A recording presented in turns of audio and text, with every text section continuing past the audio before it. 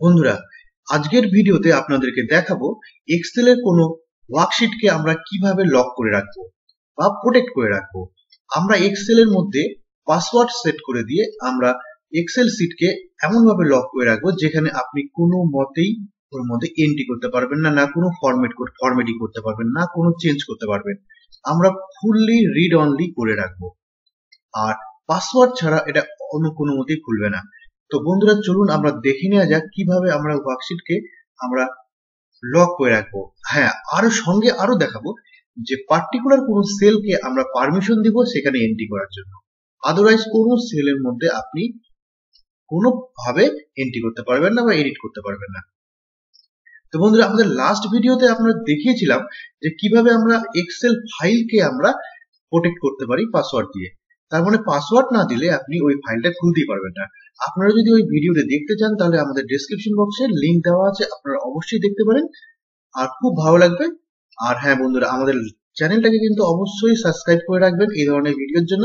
তো let's go বন্ধুরা, আমরা যাই কি করে আমাদের সেলকে আমাদের আনলক করতে পারবো এবং আমাদের সিটকে আমরা প্রোটেক্ট করতে পারবো। তো বন্ধুরা, আপনারা যা দেখতে পাচ্ছেন এটা হচ্ছে আমাদের সিট। একটা সিট তৈরি করে রাখছি, আমরা এর মধ্যে লিখতে পারছি। এখন দেখুন, কোনো অসুবিধা নেই লিখতে। দেখুন, এখানেও আমি এডিট করতে পারছি, এখানে আমি কালার করতে পারছি, সবই করতে পারছি। মানে এখন আমার সিটটা কিন্তু কোনো প্রোটেক্ট নেই। তাহলে এবার প্রোটেক্ট করবো কি করে? খুব ইজি প্রসেস, কয়েক সেকেন্ডের মধ্যে হয়ে যাবে। দেখুন, এটা হচ্ছে আমার এক্সেল সিট। এক্সেল সিটের নাম আছে জানুয়ারি। এই সিট ট্যাবের মধ্যে রাইট ক্লিক করলাম, করে প্রোটেক্ট সিট। ওকে, প্রোটেক্ট সিটে ক্লিক করলাম, চলে আসলো একটা dialog box, protect sheet dialog box. এখানে আমি পাসওয়ার্ড দিতে পারি, যে কোনো পাসওয়ার্ড আপনি দিতে পারেন। আমি 1 2 3 দিলাম, দিয়ে ওকে করলাম। করার সঙ্গে সঙ্গে আবার একটা ডায়লগ বক্স আসলো, এখানে আছে re-enter password. Re-enter password same password দিতে হবে, 1 2 3 দিলাম, তারপর ওকে করলাম। দেখুন, এবার আপনি কোথাও লিখতে পারবেন না। দেখুন, কোথাও লিখতে পারবে না, পুরোপুরি আপনার এটা রিড অনলি হয়ে গেছে।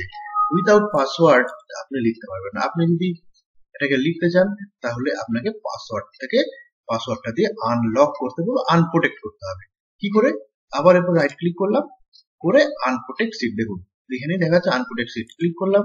এবার এখানে আমি আনপ্রোটেক্ট সিটের মধ্যে আগের পাসওয়ার্ডটা দিয়ে দিলাম, ওকে করলাম। এবার দেখুন, আপনি এর মধ্যে লিখতে পারছেন, কোনো অসুবিধা নেই। দেখুন, এর মধ্যে আপনি লিখতে পারছেন। ওকে, তো এইভাবে আমরা এক্সেল এর কোনো সিটকে প্রোটেক্ট এবং আনপ্রোটেক্ট করতে পারি। হ্যাঁ বন্ধুরা, এইবার আমরা চাচ্ছি যে আর কোন কোন জায়গা থেকে এটা করা যায়। দেখুন, আমরা এখান থেকে করলাম। নেক্সট আছে হোম। হোম থেকে চলে গেলাম ফরম্যাট। ফরম্যাট থেকে প্রোটেক্ট সিট।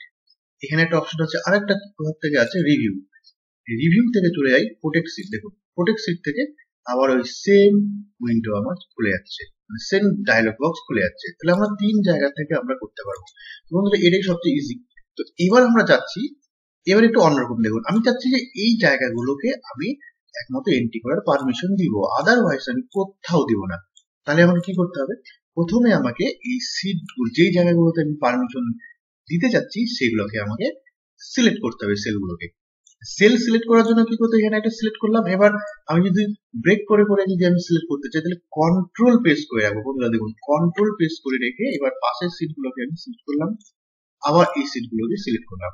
মাঝখানে যেহেতু সিটগুলোকে সিলেক্ট করবো না, ওই জন্য এই জায়গাগুলোকে, ওই জন্য আমি আলাদা করে কন্ট্রোল প্রেস করে করে এই একটা ঘর, এই একটা ঘর আরেকবার দেখাচ্ছি বন্ধুরা। এই দেখুন, আবার আমি প্রথমে আমি সিলেক্ট করলাম এইটুকু অংশ, মেল ফিমেল, তারপরে আবার কন্ট্রোল প্রেস করে আবার মেল ফিমেল সিলেক্ট করলাম, আবার কন্ট্রোল প্রেস করে মেল ফিমেল সিলেক্ট করলাম। ওকে, মোট কথা আমাকে কন্ট্রোলটা প্রেস করে রাখতে হবে। করার পর এবার কন্ট্রোলটা রিলিজ করলাম। এবার চলে যাব আমি হোম। হোম থেকে চলে গেলাম ফরম্যাট।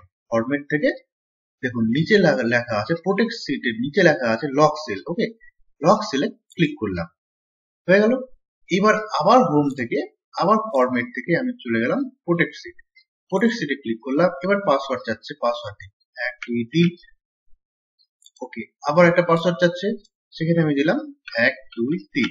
ওকে, দেওয়ার পরে ওকে করে দিলাম। হ্যাঁ, এইবার দেখি আমি এগুলোতে সিটগুলো করে দেখি প্রোটেক্ট হয়ে আছে। দেখুন, প্রোটেক্ট হয়ে আছে। এবার আমি এখানে লিখি 5,6। দেখুন, এইখানটায় কিন্তু আর এখানে কিন্তু আমি লিখতে পারবো না, যেখানে আমার সূত্র দেওয়া আছে এই জায়গাগুলোতে লিখতে পারবো না। শুধু লিখতে পারবো কোথাগুলোতে যেগুলোতে আমি লেখার পারমিশন নিয়েছি। দেখুন কি সুন্দর হয়ে যাচ্ছে দেখুন। তাহলে আমি কোনো মতেই আমার ফর্মুলাগুলোতে হাত দিতে পারবো না। সাধারণত ফর্মুলাতে হাত দিলে অনেক সময় ফর্মুলাগুলো ব্রেক হয়ে যায়। তাহলে এইভাবে আমরা যদি সিট করি তাহলে কিন্তু সবার পক্ষেই সুবিধা। এইটা হলো আমার একটা টপিক টিপস। এছাড়াও আরেকটা দেখাচ্ছি, যদি আপনার মনে হয় যে আমি কিছু কিছু জায়গায় আমি অ্যালাউ করবো, আমি চাচ্ছি যে এই স্থান এই জায়গাগুলোকে আমি ফরম্যাট করতে পারবো বা কালার চেঞ্জ করতে পারবো, আদার্স কিছু করতে পারবো, তাহলে আমরা কিন্তু অ্যালাউ করতে পারি। এক্ষেত্রে দেখুন এখন বর্তমানে আপনি দেখুন আমি যদি চাই এই জায়গাগুলোকে আমি কালার করবো, দেখুন সব জায়গাতে আমার কি অবস্থা আছে, ইনঅ্যাক্টিভ অবস্থা আছে। ফরম্যাট, অন, অ্যালাইনমেন্ট থেকে আরম্ভ করে কালার টালার সবকিছু আমার দেখুন কোনো কিছু কাজ করবে না, কোনো ফন্ট কাজ করবে না।